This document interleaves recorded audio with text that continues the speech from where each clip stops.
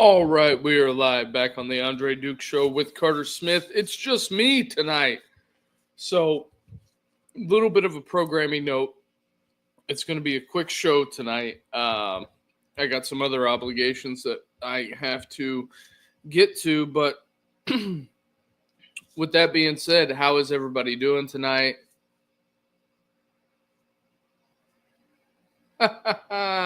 Dave's here is already on it.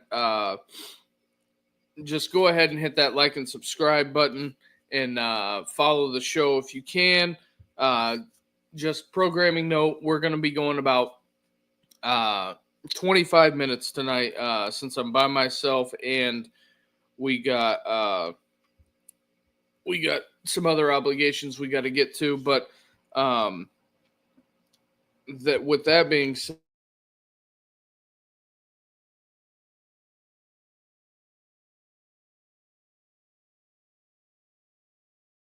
and the internet, trying to get the internet to cooperate. And if everybody can hear me, just throw it in the chat. But we are going to get the show on the road here quick.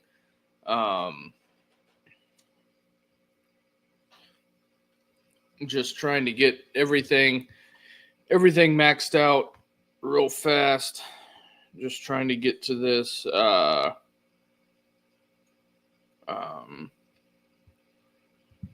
Just trying to get most of my internet to work. That is the main problem right now. Hopefully you guys can see and hear me, but we're gonna go with the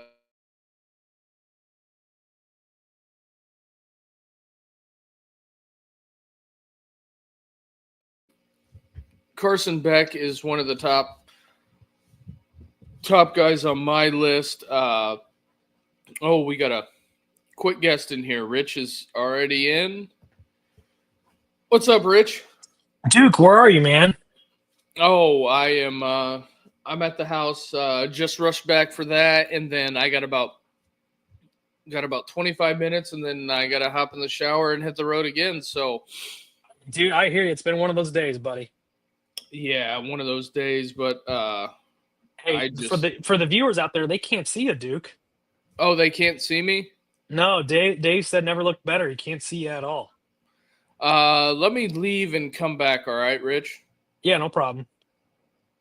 But talking about the top 25 transfers, Carson Beck, John Mateer, all the. So Carson Beck, can he be successful down in Miami? I'm wondering what he can do down there with what's his name? Mario Cristobal and their weapons down there. I don't know, Dave. What do you think? How do you think he's going to be, Dave?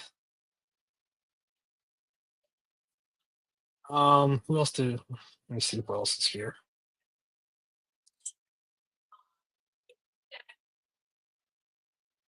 Check something.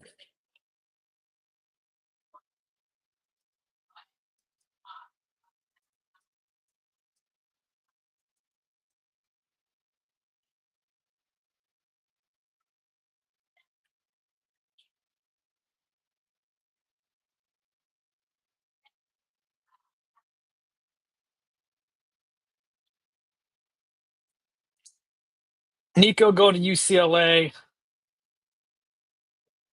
I don't think it's going to be much with him. I don't think he's going to be anything special come this season. All right. Can you see me now? Still can't see you. Oh, you can't see me? No. Oh man, let me try it again. Think it's a bad link? Isaiah Worrell, offensive tackle from Nevada. Former 5-star, 6'8", 309. Hey, I mean, Oregon, they get some guys on the offensive line. You know, they pass guys like Penei Sewell. he might be he'll be a good fit out in out in Autzen. Damon Wilson. I never heard of the kid. He's from Georgia. Man, there's a lot of Georgia transfers. Eric Singleton, going from Georgia Tech to Auburn. I, I have a feeling Auburn's going to be sneaky good this year. I think they might take the Iron. I think they're going to take the Iron Bowl this year. You think so, Rick? Yeah, Duke. What do you think? You think Auburn's going to take the Iron Bowl? I mean, hell, they got half the top 10 quarterback or prospects this year went to Auburn. Yeah. I think Auburn's going to be better than what people think.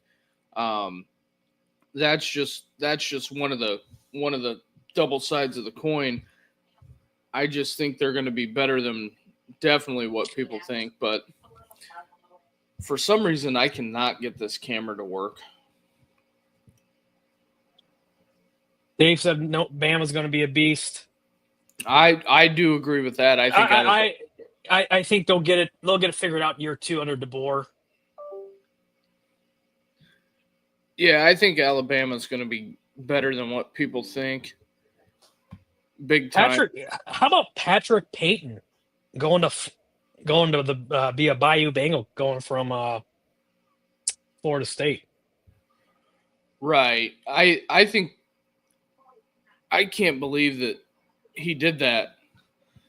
I can't believe he did either. I mean, he saw the writing on the wall that's going nowhere down in Tally Ho and try and improve his draft stock come next spring.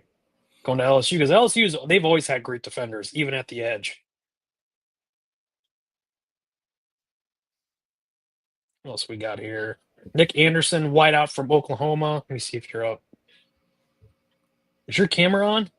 I'm trying to get this figured out because there's something wrong with my internet, I think.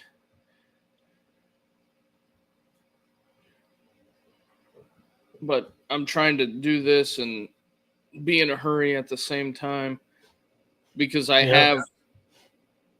Now let's just roll with it. Yeah, I'll keep it rolling, but because it wouldn't even let me open. I was trying to look at a graphic earlier, and it wouldn't even let me do that on the internet. Who are your top 10 most dynamic players in college? Dude, can you hear me?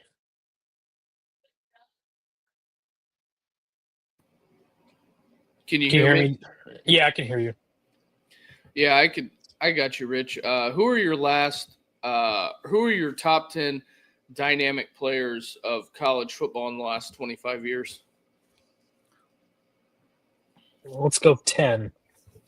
I would say Tim Tebow. 10. Cam Newton, 9.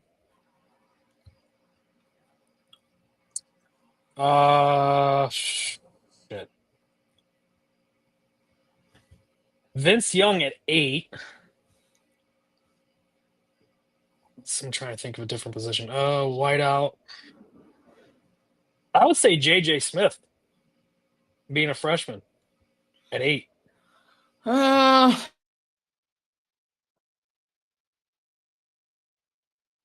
7.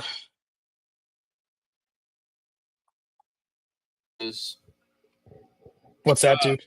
The list in front of me. Can you hear me? Yeah, I can hear you. The list in front of me is Reggie Bush, Cam Newton, Johnny Manziel, Lamar Jackson, Vince Young, Travis Hunter, Adrian Peterson, Darren McFadden, Devontae Smith, and Tavon Austin. Tavon Austin made that list? Yes. Wow. I mean, he was electric at Cal, but he's on that. Wow. Tavon Austin went to Rams. Or Wait, he went to Cal. yeah, he went to Cal. Or no, he went to West Virginia. He went to West Virginia.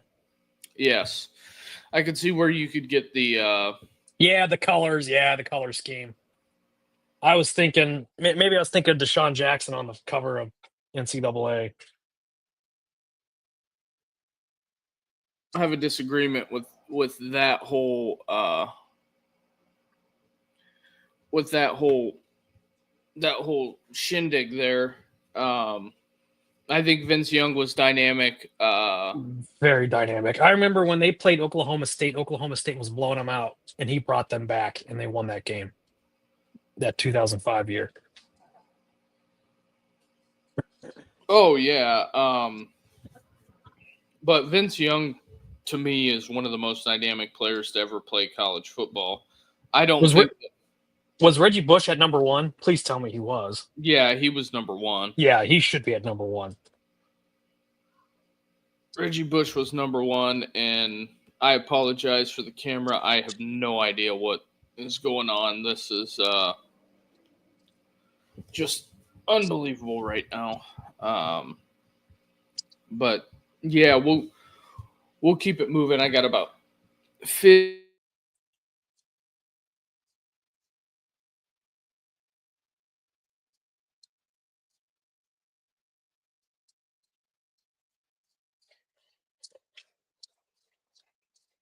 Dude.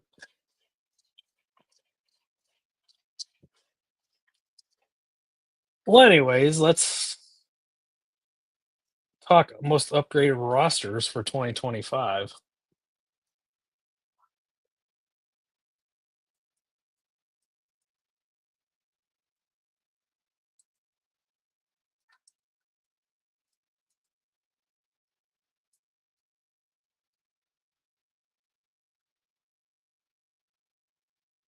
So the top 5 most improved teams for this year.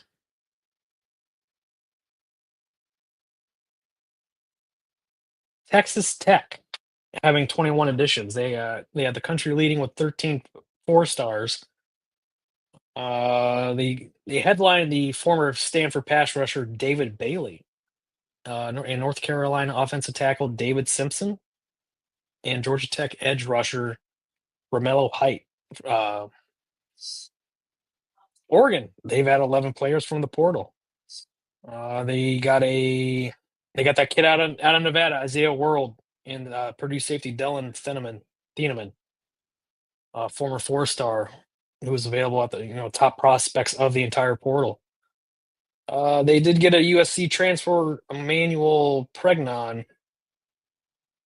Yeah.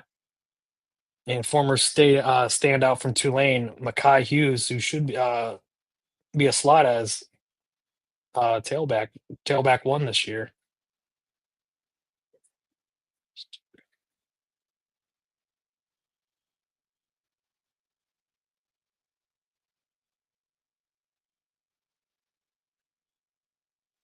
Yes, Dave, that is right. I remember that game. They did beat me. Wasn't that a last second field goal against Michigan in the Rose Bowl? I feel like it was.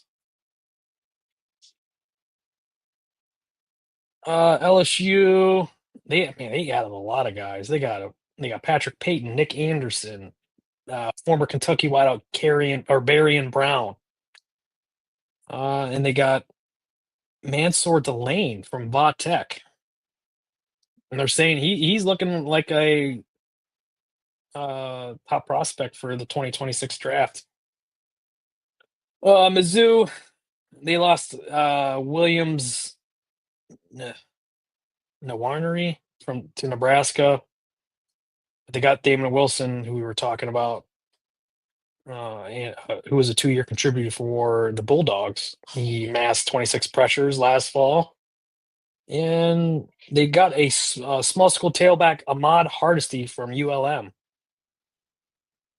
He probably will be their lead tailback. And they got a wideout, Kevin Coleman, for Penn State. And a Penn State transfer, Bo Pribula. Let's remember that kid. He hit the portal. Yeah, that kid was starting a couple of games for Penn State.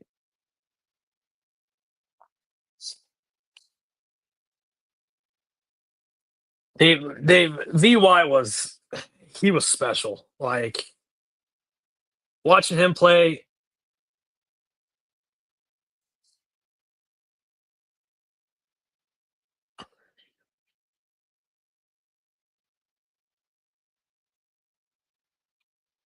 Yeah, check some.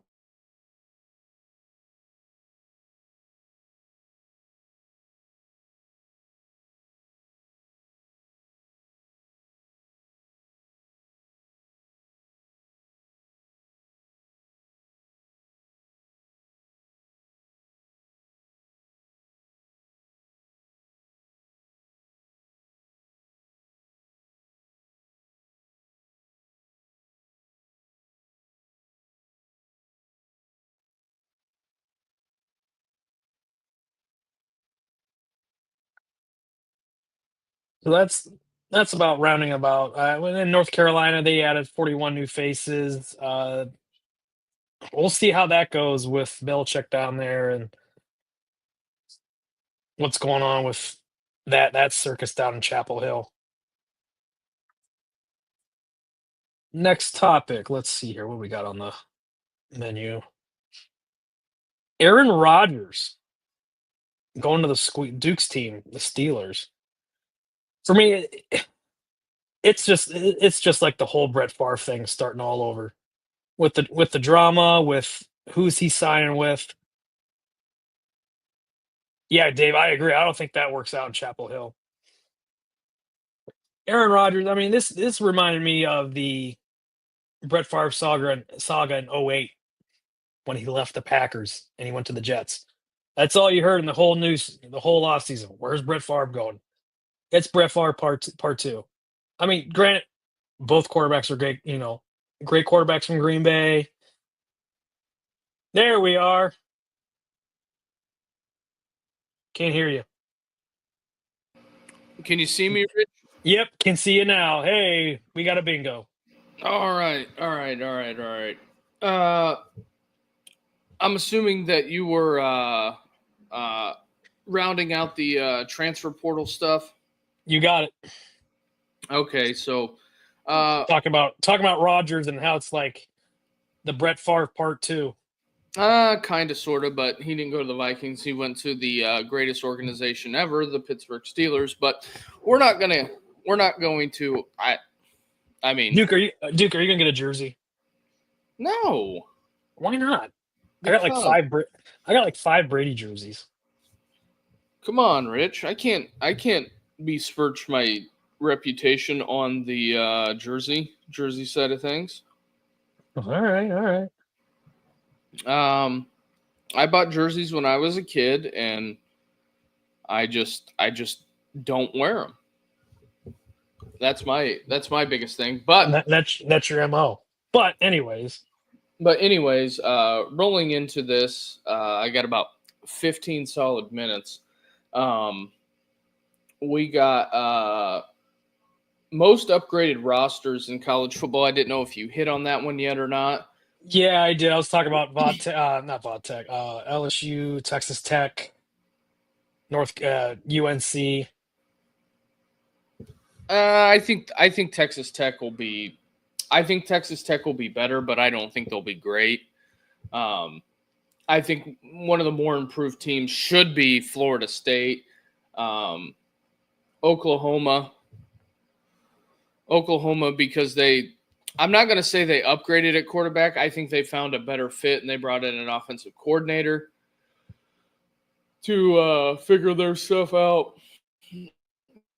Missouri, I think Mizzou's going to be pretty solid. LSU is the biggest question mark. Let's now Brian Kelly and all of his shenanigans. And then Miami, Mario. I think Mario is an outstanding recruiter. I just think that the expectations plus the build of Miami's roster is a giant problem. Right. If that makes any sense. Mm-hmm. So that's the biggest thing that I am looking at when it comes to the financeability of it, but we'll see how that all pans out. Also, in other news, the Steelers had he did commit to Michigan. Yeah, that's pretty big for the Wolverines, or Wolverines. But the report that NFL and CBS put out is that Rodgers was the third pick for the Steelers. Third pick. Yeah, they said the Steelers attempted to trade for Matthews, attempted to re-sign Justin Fields, and then they ended up settling on Aaron Rodgers. Wow. So we'll see. I don't know how true that is. I think it's smoke and mirrors. I think it was Aaron Rodgers all along. Oh, I think it was too, because Tomlin's got to win a playoff game. Yeah. But for all the Tomlin haters, I mean, I'll have to do a Steel City on this one, but I think the Tomlin haters got to get over themselves. They're not firing him or Omar Khan. Omar Khan's been with the Steelers for 25 years. Yeah. He's been there a long. And they've only had two head coaches since he's been there. Cowher and Tomlin. And they've really only had 3 general managers, because after Dan kind of stepped aside, he hired Kevin Colbert, and now it's Omar Khan. So realistically, that's what it is. But as we move on, we're doing a little bit of a high fat or quick pace show today. I got an obligation I got to get to this evening. What will be the most successful quarterback wide receiver combo this season? And I'll read a list off to you. Sure. From CBS Sports, Stafford, Devontae Adams. I figured that was good. J.J. McCarthy, Justin Jefferson, Drake May, Stephon Diggs, Aaron Rodgers, DK Metcalf, Lamar Jackson, DeAndre Hopkins, Dak Prescott, George Pickens, Jaden Daniels, and Deebo Samuel. Who you taking out of that? Taking Jaden Daniels and Deebo. I like Jaden Daniels, man. I think Stephon Diggs a-holes his way out of New England. Yeah. Yeah, Vrabel ain't gonna put up with this shit. No, and then I think D-Hop is going to. I think he'll either ask for a trade mid-year or he'll bounce or retire. And the Dallas Pickens, that's good luck. Yeah, good luck. Jaden Daniels, Deebo Samuel, yeah, I think Deebo will have to stay healthy. I think Stafford, Devontae will be a pretty good combo. Rodgers, Metcalf will probably be a pretty good combo. I think one of the biggest things that I want to see is how well Aaron Rodgers pushes the ball down the field, because I don't think at the Jets they push the ball down the field, and I think Aaron is better whenever he has a offensive coordinator kind of dictating and telling him what to do. Right. You said the Texans were on there too? No, the Texans are not. Okay. That's going to be the last. That's the last topic. But as we're looking at it now, they have a ranking out for playoff chances after missing the postseason. And I'll just roll down the list, and and just stop me when you have a yes or no. The San Francisco 49ers are minus 200. The Cincinnati, you don't think I think the Niners are fried. Yeah. I think they're in rebuild season this year. I think they're completely rebuilt at all. They signed Brock Purdy to a big deal, but I mean, it's like whatever. The Niners, Bengals are minus 160. A lot of people are putting a lot of stock into the Bengals, but I don't see they can't get a contract done with Trey Hendrickson. Yep. I don't think adding Al Golden to a team that you need a bunch of pieces to is going to fix your problem, but what do I know? Jacksonville at plus 155. I just whatever. They'll have the number one pick, and who'll be picking number one is the Browns next year with their pick. The Browns have second to worst odds to, after missing the playoffs, make the playoffs. They are plus 800. Actually, they have the worst odds of everybody. They're plus 800. The Giants are plus 650. They ain't making the playoffs.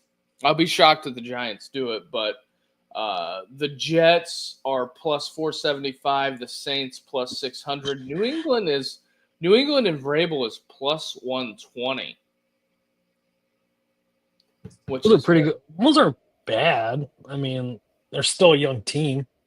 And then the Raiders at plus 330, the Colts at plus 200, the Titans plus 370. I think they should be in the 500s because I don't think it's going to jive down there in Nashville. The Panthers plus 250, Bears plus 160, Seahawks plus 150. I don't know how they think that adding Sam Darnold is going to get them over the hump, but I think Seattle needs too much. I don't think Sam Darnold will be able to carry them to the playoffs. Plus, you got the Niners and the Rams in that division as well. And then Arizona's a plus 130. I don't know why they think the Cardinals are going to make the playoffs unless they're expanding it without me knowing. Miami is a plus 155, Dallas plus 190, Atlanta plus 155, and then that is pretty much the list. I read the list kind of backwards, but I could see the Falcons making it. Miami, who knows? They haven't won a playoff game since 96. So, yeah, it's gonna depend on how healthy Tua is, and if Tyreek's been asking for a trade for a while this off season. Yeah, I think that is that's an interesting endeavor there. So, we'll see where the playoff teams bottom out. But the last topic before we get out of here, if you're watching on YouTube, or not YouTube, well, YouTube itself, but if you're watching on Twitter, come on over to YouTube and hit that like and subscribe button. Had a little technical difficulty in the beginning, but hey, we got it figured out. But the new look Houston Texans offense, it is a lot of people are starting to bet the Texans. This is via FanDuel. A lot of people are starting to bet the Texans to win the Super Bowl or make it to the Super Bowl, but they're new look offenses, CJ was there last year. Joe Mixon was there last year, but they add Nick Chubb. Nico was there last year. Christian Kirk is a addition from Jacksonville, and they got Dalton Schultz. Is this the unit that can get over the hump? I mean, they fired Bobby Slowick. He went from being the hottest name in all of the NFL to he went to the penthouse to the outhouse in one season. Well, I'm be paying close attention to the Texans this year because there is some Stark County ties with their new offensive coordinator, Nick Caley. Nick Caley's from Canton. I worked with him one summer at the Hall of Fame, and I've kind of followed his career when he was at John Carroll because he wanted to get into football, and he's kind of ascended through the ranks from college to pro. So I'm curious to see because I was hoping Tampa would get him. I would love if he would have gone down to Tampa. But he won 3 Super Bowls with Belichick, or not 3, I think two with Belichick. as their tight ends coach, and he got hired over in LA with the Rams under McVay. And he was he was I think in LA for a couple seasons. And then that Texans job came open, so he's got a young gun at quarterback, and the muscle soreness with CJ, it's a little bit of a concern, Duke. In his throwing arm. Well, I think it's just regular camp soreness, and somebody probably heard him say, "Oh, my shoulder's sore," and then it folded into what it is now. That's my only thing that I think that that happened. But you know, the whole injury thing is, you know how that goes. It's a telephone game. By the time we know, the guy could have tore his groin. So that's where that's at. But, you know, this is we're at the 30-minute mark, and hit that like and subscribe button, and follow the show, and help us grow this thing. But outside of that, Rich, other than I have a hard out today, I think that we kind of covered it today. We're back. We're going to be trying to get back to 5 days a week. So unless you got any really imposing things that you got to get rolling, outside of that, I don't have anything, Rich. I got nothing, man. We're just one day closer to football season. Yeah, I think we're at 74 days, but who is counting? Who's counting? That's right, Duke. That's right. All right. With that being said, everybody hit that like and subscribe button. Hit the like and subscribe button if you like college football. So we got this rolling, and we'll catch everybody tomorrow night. It should be me and Carter. So everybody have a good night. Have a good night, everybody.